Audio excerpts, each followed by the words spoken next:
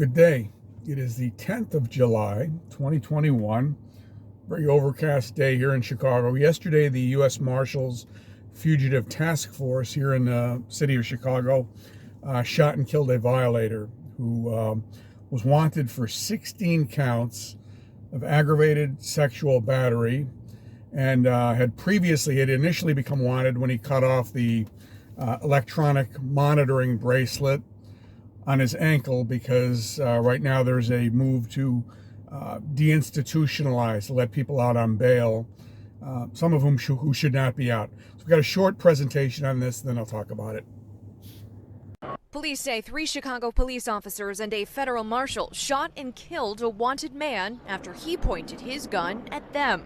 The offender's down. Offender is down. Cook County Sheriff's officers and the U.S. Marshals were serving an arrest warrant for aggravated sexual assault with a firearm and a second warrant because the man cut off his electronic monitoring bracelet. When they approached his vehicle, they say he refused to come out, so they called Chicago police for backup. And as officers approached, they say the man pointed this gun, which CPD tweeted a photo of later. It would have been easier just to give up and face the consequences of your behavior.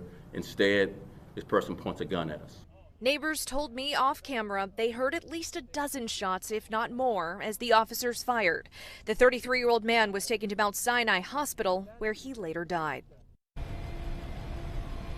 Police say they are not releasing that man's name until they notify next of kin. The Civilian Office of Police Accountability, otherwise known as COPA, says they are investigating, and per standard procedure, those 3 Chicago police officers are being placed on administrative leave for the next 30 days. Reporting live from West Garfield Park, Marissa Parra, CBS 2 News. And there you have it. I mean, what you see, I think, and the chief of police of the city of Chicago said something that actually resonates with me and I agree with. He said 2 things.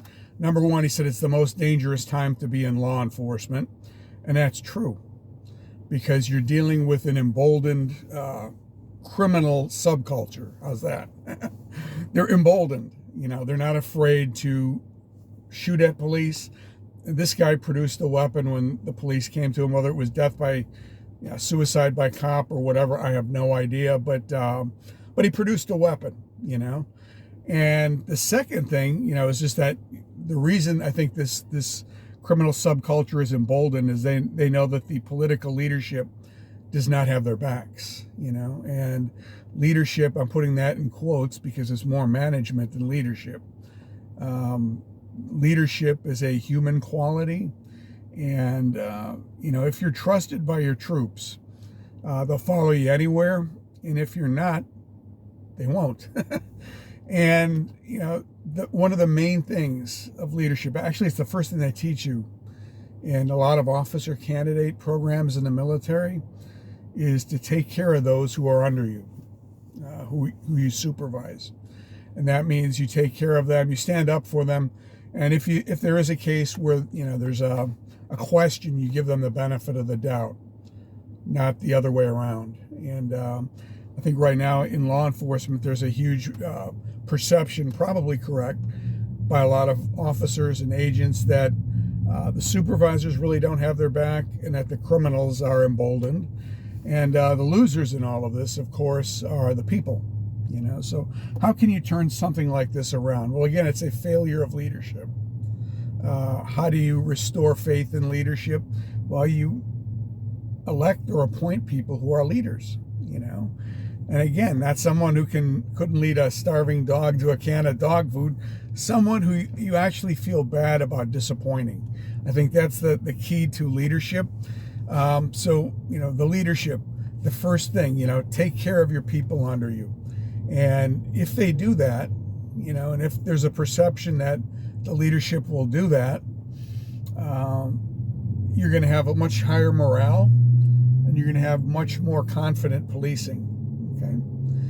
And secondly, you need support from the prosecutors and the courts. This guy was out on an electronic monitoring bracelet. The gentleman who shot the ATF agents, I don't know why he was out at all. But if you keep letting people out on the street to give them a second, third, fourth, fifth, sixth break, they're just going to perceive that as a sign of weakness. You know, locking up criminals works. We found that in the 80s and the 90s. And people moved away. Oh, that's a horrible time, you know. No, it wasn't, you know. Crime went down in every major city. But now, because these old policies are coming back, because, you know, the people who are implementing them don't remember what life was like before that, you know, the same problems that we had in the 60s and 70s are reemerging.